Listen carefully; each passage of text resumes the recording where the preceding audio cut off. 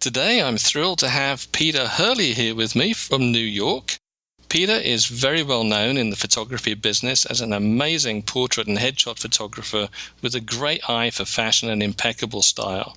His photography adventures, which started in the exciting worlds of sailing and modeling, has taken him into the world of advertising, and his clients include Levi's, Reebok, DKNY, Johnny Walker, and Axe Deodorant, to name just a few.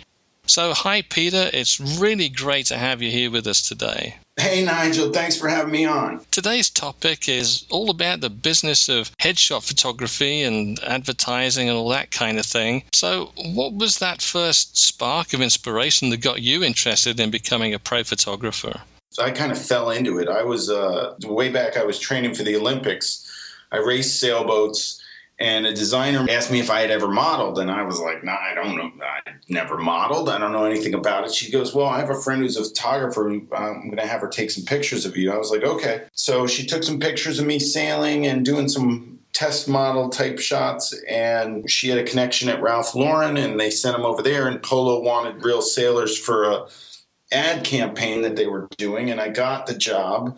I show up on set, and there's this crazy photographer there, and his name was Bruce Weber. And Bruce and I became friends, and Bruce kept saying to me over the years, pick up a camera, pick up a camera, pick up a camera.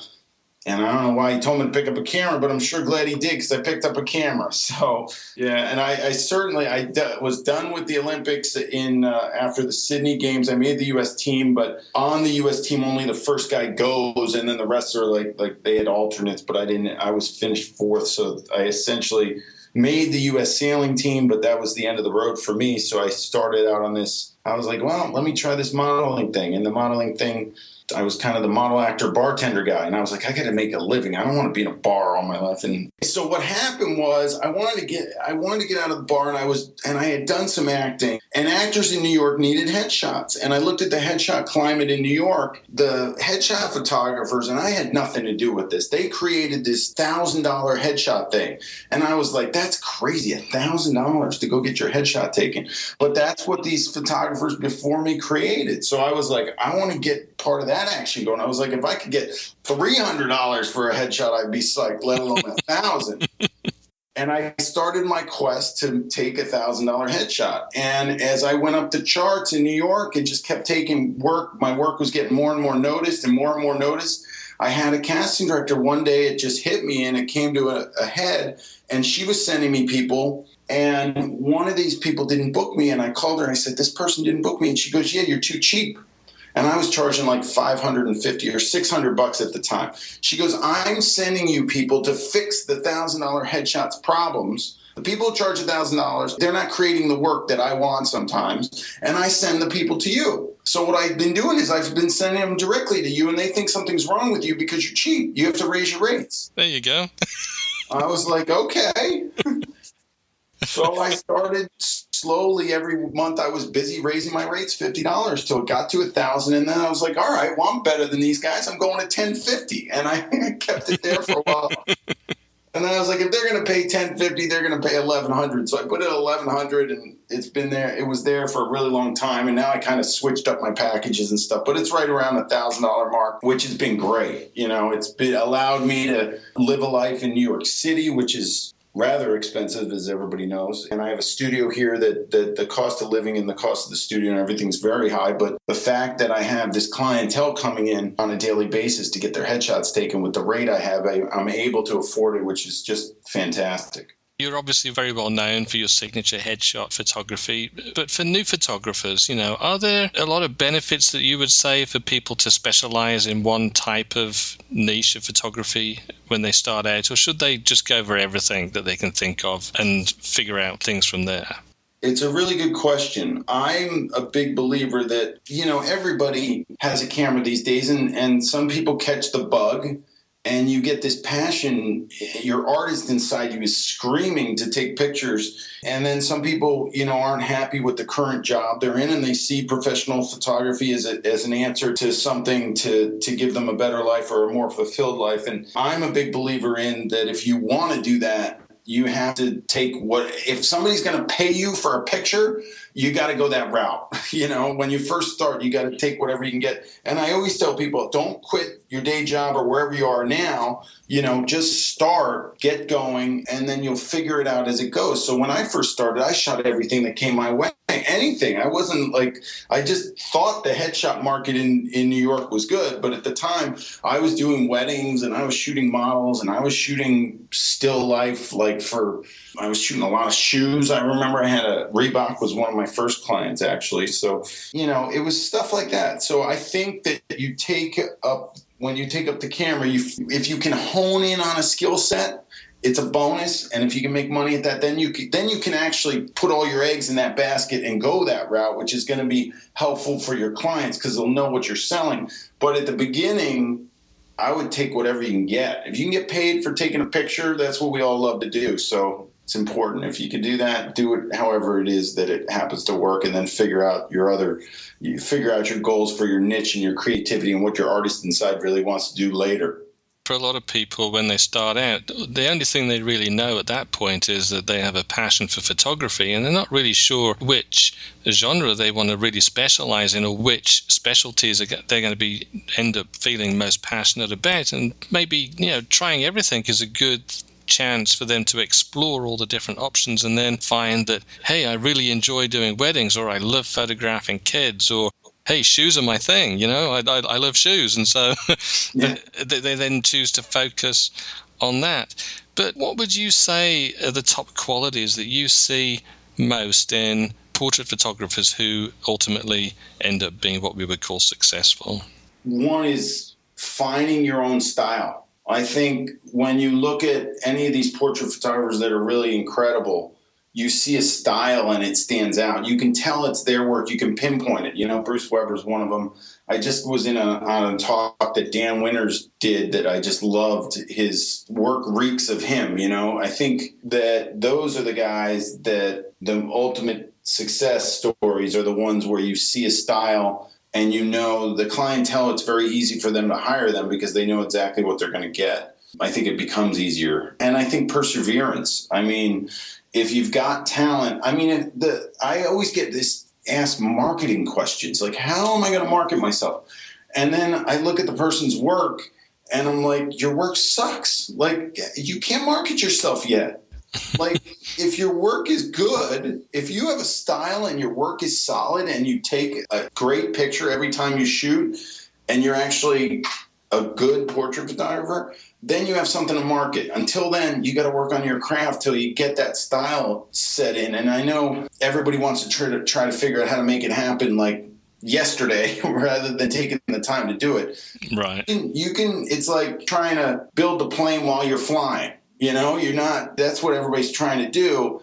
And I think some of us have to take a step back and build the plane first and then take off. And it takes a lot of commitment and desire. You got to want to take a picture every single day of your life. I think people should spend more time focusing on honing their craft before they really decide to jump in and start charging people for their work and trying to market themselves, as you say, because otherwise they come right in to the business looking just the same as the vast majority of the people they're trying to work in the field with and compete with. And there's nothing really much to differentiate them. And so then they start looking for, well, what's the most effective marketing channel? What's the secret weapon? Where's the magic bullet? Where's the special superpower type thing? And it just really, it's not there. What about your clients? You mentioned earlier on that they're fairly high end, for a lot of people would consider, the $1,000 headshots, definitely at the high end of the spectrum for that.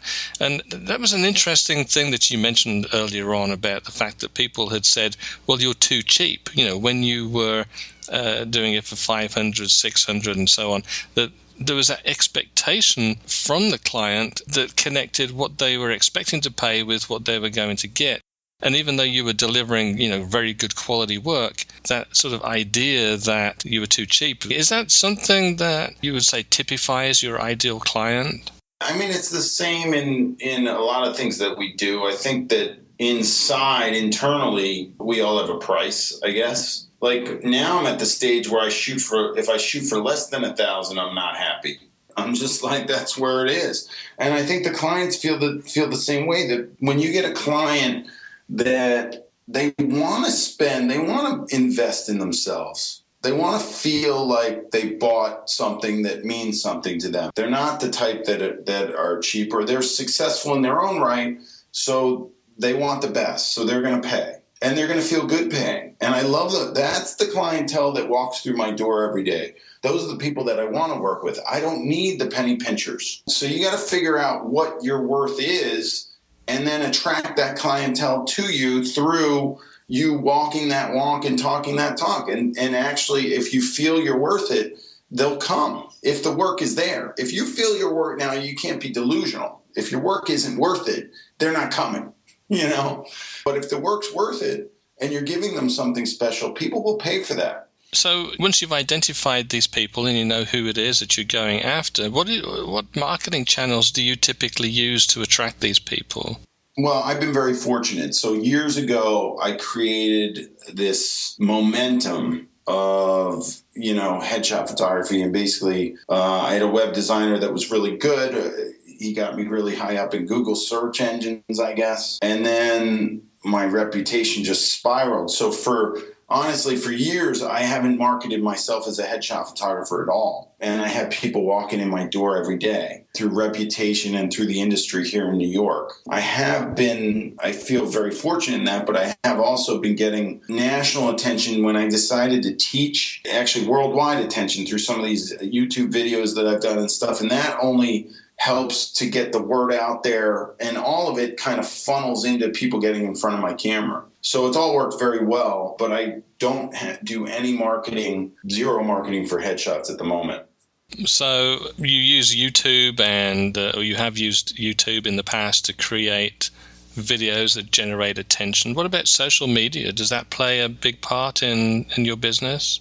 For me, when I look at my business model, I also became a speaker and a teacher. And what happened was the F-Stoppers guys put a video out of me years ago. I was always hiding in my studio. I didn't want anybody to find out how I did what I did. I was all privy information. I felt insecure in the way that if somebody did find out what I did, that they were going to take over my business and I wouldn't be able to feed my family and afford my studio and all that. This is the mindset that I had years ago. And Lee from F-Stoppers called me and said, hey, we'd like to do a video of you just to talk about what you do and how you do it, and can we come by? And I was like, sure. So they came in, and then I got nervous while they were there, and I kicked them out. And I was like, come back and interview me later, because I was shooting real clients that day. Anyway, they put the video up on F-Stoppers, and there was a change in the communication that I was getting through my website. It went from I would get all these inquiries about headshots to people saying, hey, I'm a photographer. I love your work. Hey, can I come by and check out your studio? Hey, do you teach any of this? And I realized that I was getting as many inquiries from photographers as I was clients. It just started to go crazy. And then they approached me with doing a DVD, and we did the art behind the headshot. And then I got really excited about giving out this information, and I wasn't scared anymore. So I started teaching. So all my social media and everything kind of funneled that direction. It's kind of doing this twofold thing where it's getting me, I'm doing a ton of teaching, which is great for my income, and a lot of photographers are benefiting from it. I have a coaching site called ph2pro.com, which is the largest group of headshot photographers in the world. It's free to sign up, and I have people signing up there. We're doing a rebrand on that to call it the Headshot Syndicate in 2015. And, so everything that I do social media-wise is geared towards that. But what it happens is that other people who want pictures see all this going on and go, well, this guy is like the forefront of headshot photography. I need to shoot with him. So they'll come in and be like, oh, I saw you did this jawline video, which I did it for photographers first.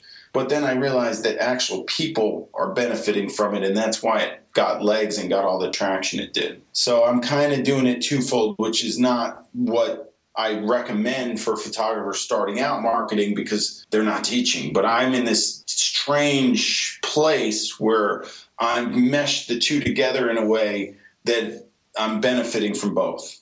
So the social media part then really is feeding the teaching side of things more than the photography side, and the headshot business is kind of a achieved its own momentum and inertia that it just it goes under its own steam now. It doesn't really need a huge marketing system behind it. Exactly. And if I really wanted to hunker down in the studio and shoot headshots 24/7, I could go out and market it more. But I'm busting at the seams with all the work that I have. So I'm fine. Let's just hang tough right now. Let's just settle for a minute. What about the competitiveness in the space? Is headshot photography, especially in New York, a competitive area? Oh yeah, I mean, the way I feel about competition in general, I liken it all to my Olympic background. There's no stopping an Olympian. I mean, it just doesn't happen. So I trained for 2 Olympic Games. Wasn't going to pick up a camera and not, compete the same way. But the thing that I found was that I realized that you could try to compete with other people in the space that you're in, and I don't think that's going to get you very far. When I was sailing, if I had competed against the world champion, I was like, how am I ever going to beat that guy? So what I had to do is get creative. So what I did with photography was the same thing. I wanted to compete only against myself, and my creativity was going to take me up the ranks and open up doors for me and have things happen. So I did. I created this thing where I pushed myself and put blinders on to people around me, because I think there's definitely a pecking order of headshot photographers in New York, for example, or in any city that there's somebody who's considered the best, and then people trying to get to that person are underneath. And for you to blow through that, if you're looking in that, you're never going to blow through it. You have to look beyond it. What is that person doing at the top that's so great that you can do, that's just going to absolutely put a twist in and take it a different direction? I never, in my wildest dreams, when I started photography, I would think that headshot photography would take me to where I am right now. It's been a pretty amazing ride. You have a sporting background with the sailing and the Olympics and stuff, which I think is incredible. I just think that must have been an amazing experience. But I was talking on another episode some time ago with Dr. Stan Beecham, who's a sports psychologist, and he was talking about the idea that people who are in competition, in terms of, sports and that kind of thing, they very often lack that expectation to win before they ever start out. So it's almost as if they've lost the race before they ever set foot on the track, because they don't expect to win. They think, oh, well, I'll be glad or happy if I come in, in the top 3, or maybe the top of the field. I don't want to come last, and that's kind of where they end up. And it sounds like, you have that same mindset, in the sense that you decide to go after something, whether it be in business or life or sports or whatever, and you just go for it with the expectation of getting it. Yeah, I think you'd hit on a nail. I mean, that's like a nerve. You hit on a nerve. Expectation is everything, I think. If you don't expect it, how the heck's it going to happen? And then sometimes you get thrown a bone and something shows up in front of you, and then you feel like, wow, what is this? It's like when I get a celebrity calling me and they're like, okay, I'm coming in, I need to shoot, or I get this job, because I always get my adrenaline pumping when I'm shooting celebrity portraiture, because I love that. And it's like this bone that gets thrown in front of you, and all of a sudden you have to step up to the plate and handle that. And it's like I have to expect that a little bit more out of myself as well. But I really enjoy when those things happen. But I think the photographer that takes them on when they show up is going to succeed every time. But I think without expectation, those opportunities aren't going to be there. They're not going to show up. Being in the professional photography business isn't always plain sailing. It has its ups and it has its downs, and there's a lot of adversity that many photographers are facing these days. Do you have any thoughts or advice for people who are maybe struggling and having a hard time and finding it difficult to get a foothold in their local market? That's a big question I get a lot. I believe that what's happening now, at least with headshot photography, is that the genre is growing. People used to want a good headshot. Now they need one. Like, everybody's online. Everybody's looking online. People want to see what you look like. I can't stand these photographers who have their about page and they don't have a picture of themselves. It's ridiculous to me. I hate all that stuff. So I get photographers in small markets that are like, well, I'm in this small town and there's only a couple thousand people. I'm like, well, whatever. You got to do whatever it is you have to do to get those couple thousand people to understand that you are the best at what you do in that town, and blow up that town the best you can with expectation that it's going to happen because your work is so good. And you know what's going to happen? The town next to you that's bigger than your town is going to go, hey, we need this guy. And then you're going to figure out how to go to that town. It was kind of like what I did. I blew out New York, and I was like, you know what? If I'm really going to be considered the best at this, I got to go to LA. So I opened up a studio in LA, and I would fly back and forth every month till I got too tired of it. I still have my gear and everything out there, but I don't go out half as much. But I was trying to figure out how to grow it and build it from where I was first. So I don't care how small of a place you're in, be the best you can in that place. And if your work speaks to people, it'll take you out of that place. For those who are new to the business, what would you say are the top mistakes that they make, or the things they might overlook when they're starting out? I think attention to detail. I'll see somebody who's got amazing potential, but they're missing like simple things. Like, if it's portraiture, the clothes look out of place, or the hair looks out of place, or something like that. Or they're not getting the person's expression to be something that's interesting. Or maybe their shots are haphazard, like their color tones are all over the place from one shot to the next, and it just doesn't create any cohesion. I think it really is attention to detail and understanding that when you look at your work, the best thing you can do is find the best work possible that you can absolutely go on the internet and find whatever its genre of photography you want to do.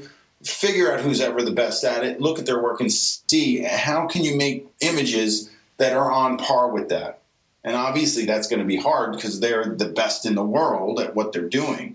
But start there and wonder what's the difference between their work and yours, and get closer and closer. And every day you shoot, just get closer to that person and closer to those shots, and maybe pick 10 photographers whose work that you just think is drop dead gorgeous, and start to get closer and closer to it. I coach a lot of people, and I know they're looking at my work, and then they show me stuff and their lighting just absolutely blows, and all they need to do is move their lights around a little bit. I don't have sympathy for anybody. I'm self-taught on film, so I had to rip a Polaroid and wait 2 minutes. All you guys have to do is look at the back of the camera and change something. I have absolutely no sympathy for anybody out there.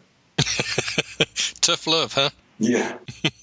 So if you could go back in time to when you first started out in all this, and you could tap yourself on the shoulder and say, hey, young Peter, here's some advice for you, what would you say?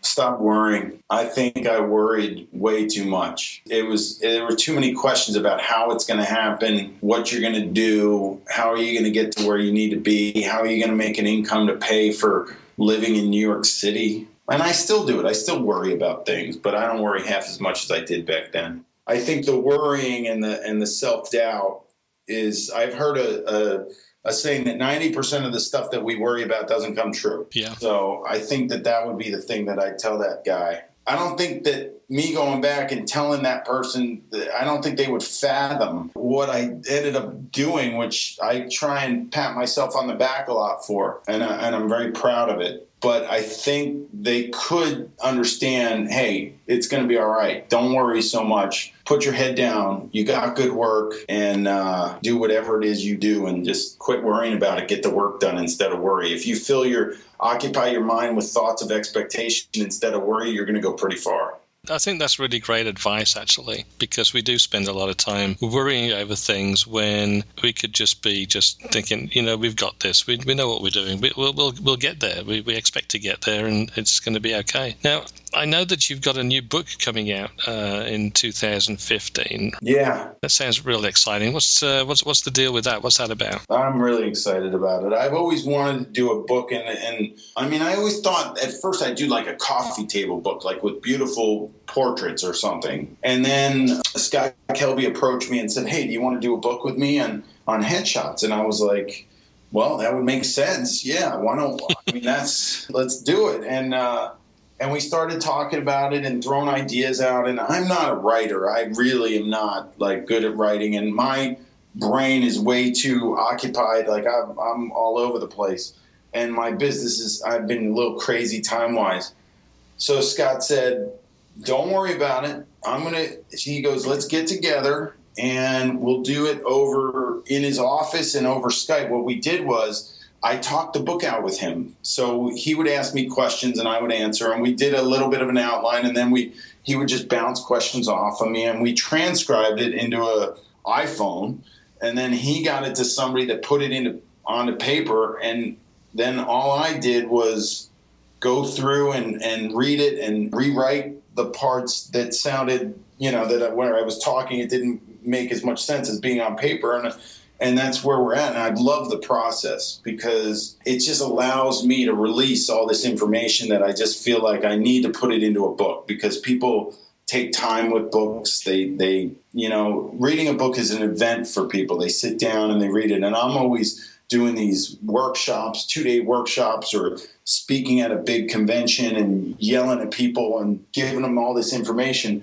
And a book is really about it seeping in. And as I'm writing it, I'm really enjoying the whole process. So we're at the tail end of it, which I'm lucky. I think I missed about 5 deadlines so far, but we're getting it done, and it's going to be out in 2015, hopefully early 2015. Well, I'm really looking forward to seeing that, and I'll make sure as well that anyone listening to this knows where they can go and get a hold of that when it comes out too. So fantastic. Peter, thank you so much for this. This has been wonderful. I really enjoyed talking with you, and I love your perspective on the business. I think the whole tough love thing for new photographers is great. I think it's something that people should, sit up and take things a bit more seriously and just work and work and work as hard as they can at it, because if they do that, then there's every chance that they will succeed. And you've been a great inspiration, and so thank you very much for your time and for being so generous with your expertise. Thanks, Nigel. Well, I'm so glad you asked me to do it, and I'm happy to be on, and I love your questions, so I appreciate you taking the time as well.